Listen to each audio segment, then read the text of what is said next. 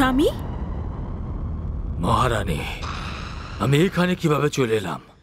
স্বামী, অবাক তো আমারও খুব লাগছে। আমি এক্ষুনি দেখলাম 6 জন কালো স্ত্রী আপনাকে এই বিছানায় দিয়ে অদৃশ্য হয়ে গেল। মহারানী, তুমি আমাকে ভ্রমিত করছো। আমি জানি এ কোনো স্বপ্ন ছিল না, কিন্তু কোনো মায়াবী শক্তি এই ঘটনাকে স্বপ্ন বলে মেনে নিতে বাধ্য করছে আমাকে।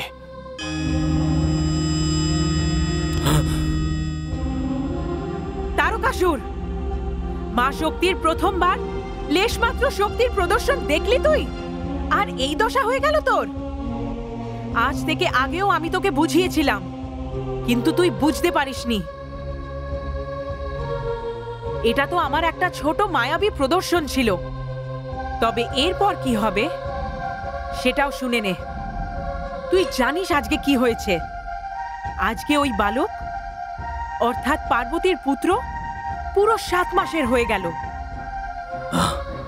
তারকাসুর, তোর মৃত্যুর ভবিষ্যতের বাণীর প্রথম চরণ এখান থেকে শুরু হতে চলেছে।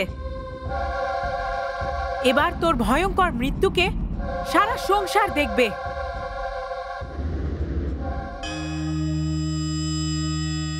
না না, আমাকে কেউ মারতে পারবে না, তারকাসুরকে কেউ মারতে পারবে না। স্বামী, স্বামী, দেবী পরমেশ্বরী আপনাকে শেষবারের মতন সাবধান করে দিয়ে গেছেন। যদি আপনি বৈরীর পরিবর্তে ওনার শরণাপন্ন হতেন, তাহলে হয়তো উনি আপনার ভাগ্যের পরিবর্তন করে দিতেন। মহারানী, আমার শত্রুদের প্রশংসা করো না।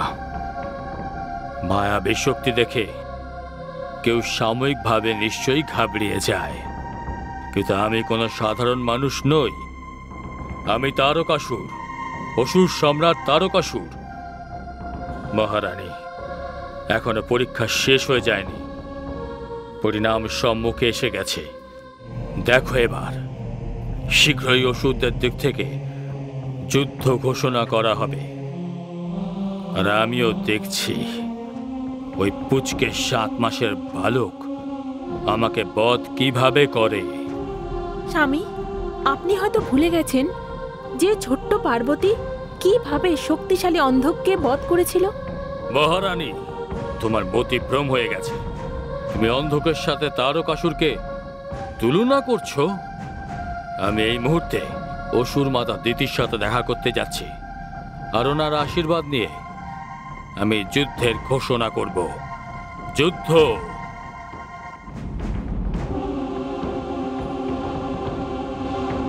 হরি ওম তৎসৎ। হরি ওম তৎসৎ। হরি ওম তৎসৎ। হরি ওম তৎসৎ। হরি ওম তৎসৎ। মাতা, পুত্র, পুত্র, প্রণাম মাতা। আয়ুষ্মান হও পুত্র। এত বছর পরে মাতাকে মনে পড়লো তোর? না মাতা, এরকম কিছুই নয়। আরে কি মাতা, এ আমি আপনার মুখ থেকে কি শুনছি? হরিওম তৎসতের পাঠ? কি করি পুত্র, আমি সেই অভাগী মাতাদের মধ্যে পড়ি, যার পুত্রেরা কোনো না কোনোভাবে দেবতাদের কোপের মধ্যে পড়ে মৃত্যুর কোলে ঢলে পড়েছে। আর সে কারণেই পুত্র, আমি এই মন্ত্র জপের দ্বারা এই প্রয়াস করি পুত্র, যে যে কোনো প্রকারে দেবতাদের হাতে আমার সন্তানদের হত্যার ক্রম এবার বন্ধ হয়ে যাক বাস। না মাতা, আপনি কিছুই এরকম করবেন না। দেবতারা ভাই হওয়া সত্ত্বেও সর্বদা আমাদের অসুরদের পিঠে ছুরি চালিয়েছে। সৃষ্টির সব শ্রেষ্ঠ জিনিস ওরা নিজেদের অধিকারে রাখতে চায়। ওদের হৃদয় ছল আর কপটে পরিপূর্ণ। মানবকে নিজের মন্ত্র দিয়ে ওরা নিজের দাস বানিয়ে রেখেছে। এরা তো আমাদের জন্ম জন্মের শত্রু, আর আপনি ওই দেবতাদের সমর্থন করছেন। তুই বুঝতে পারবি না পুত্র, ছাড় দেবতাদের, নিজের কথা বল। কেমন আছিস তুই? আর আজ অকস্মাৎ মায়ের ঘরের রাস্তা কি করে মনে পড়ে গেল তোর? সবকিছু কুশল তো? মাতা, আপনাকে স্মরণ করার কারণ হলো আমি দেবতাদের সাথে যুদ্ধ ঘোষণা করতে চলেছি। কি?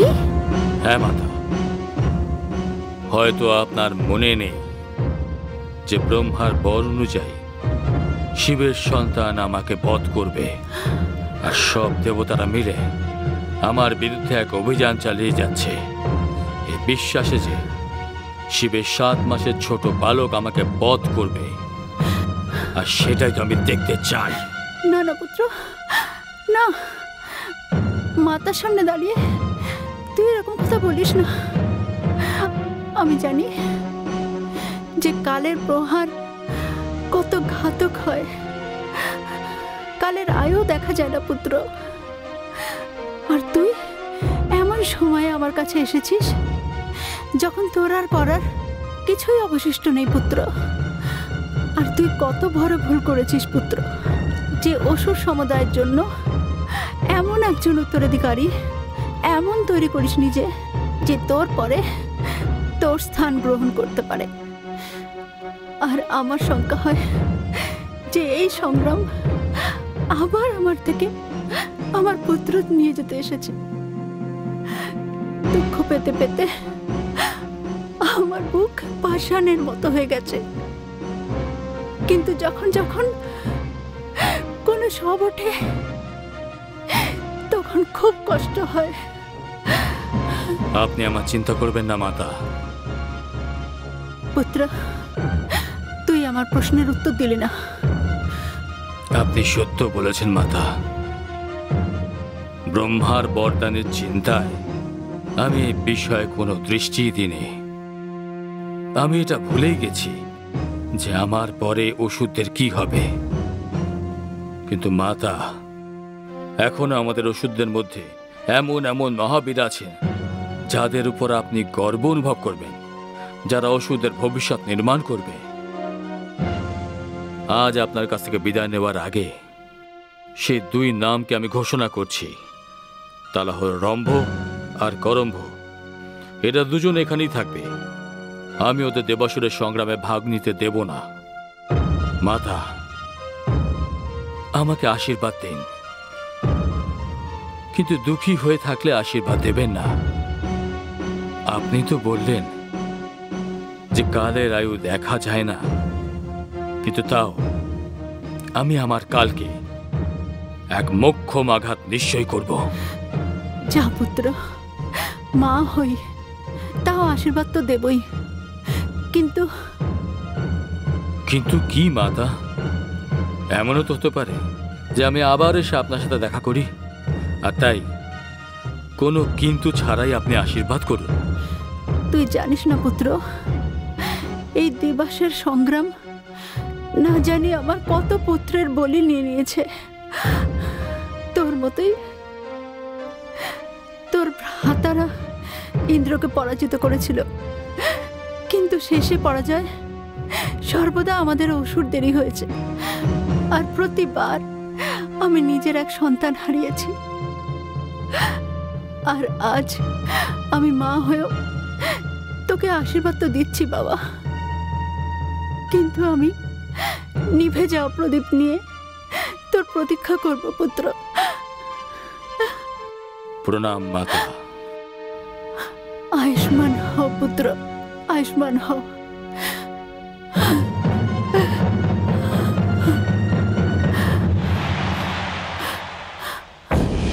অসুর রাজ তারকাসুরে জয়, অসুর রাজ তারকাসুরে জয়, অসুর রাজ তারকাসুরে জয়, অসুর রাজ তারকাসুরে জয়। মহান অসুর সম্রাট তারকাসুরকে রম্ভের প্রণাম স্বীকার হোক। অসুর সম্রাট তারকাসুরকে করম্ভের প্রণাম।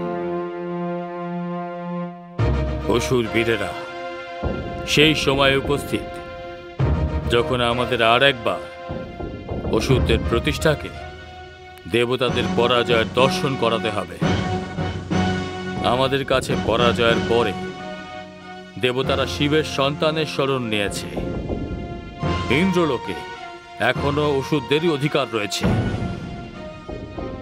কিন্তু এই দেবাসুরের সংগ্রামের সব থেকে হাস্যকর পর্যায়ে এই যে আমার কাছে পরাজিত দেবগণ, আমার ভয়ে পালিয়ে যাওয়া দেবগণ আমাকে যুদ্ধের হুমকি দিচ্ছে।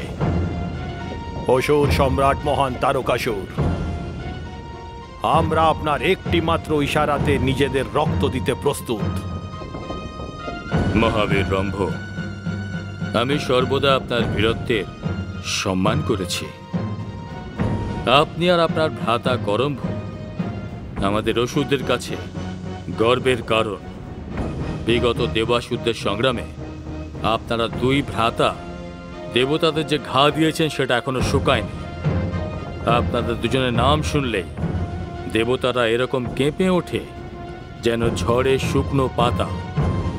হে অসুর সম্রাট, ওই দেবতাদের জন্য আপনাকে কষ্ট করার কোনো প্রয়োজন নেই, আর না অসুর সেনার প্রয়োজন আছে। হ্যাঁ অসুর সম্রাট তারকাসুর, ওই পলাতকদের জন্য আমরা দুই ভাই যথেষ্ট। জয় জয় জয়। না না মহামতি রম্ভ, এই বিচার আমি আগে করেছিলাম, কিন্তু এই বিচার আমাকে অসুরদের ভবিষ্যতের জন্য চিন্তায় ফেলে দিয়েছে।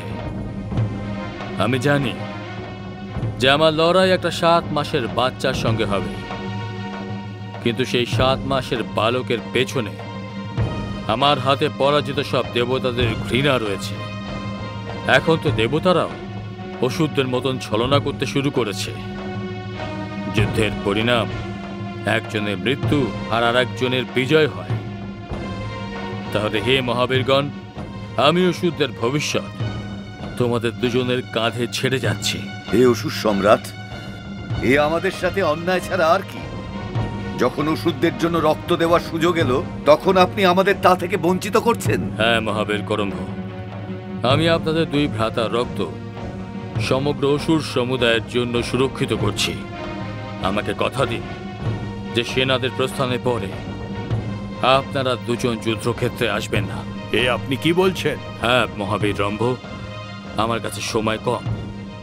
আমার কাছে প্রতিজ্ঞা করুন যে আপনারা দুই ভাই অসুর সমুদায়ের সুরক্ষার জন্য জীবিত থাকবেন আর তাদেরকে নেতৃত্ব প্রদান করবেন। আমাকে কথা দিন। হ্যাঁ মহাবীর, আমাকে কথা দিন।